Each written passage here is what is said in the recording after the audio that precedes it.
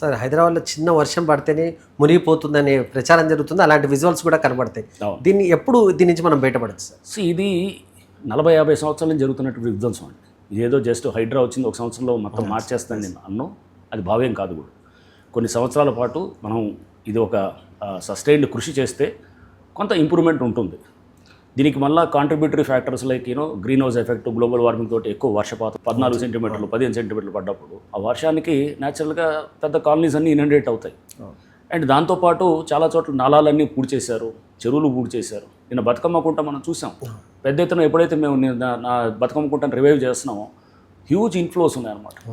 ఆ చెరువు ఉండటం వల్ల చుట్టుపక్కల కాలనీస్ అన్ని సేవ్ అయ్యాయని చాలా స్పష్టంగా నేను అర్థమవుతుంది. అంటే ఒక చెరువు రావటం వల్ల, ఒక ఇన్లెట్ నాలాసిని మనం కనుక రివైవ్ చేయడం వల్ల పక్కన ఉన్న కాలనీస్ అన్నింటినీ కూడా సో ఇదొక ప్లాన్డ్ సస్టైన్డ్ స్ట్రాటజీగా చేయాలి. ఏదో ఊరినే ఏదో అట్లా పైపైన చేసేది కాదు.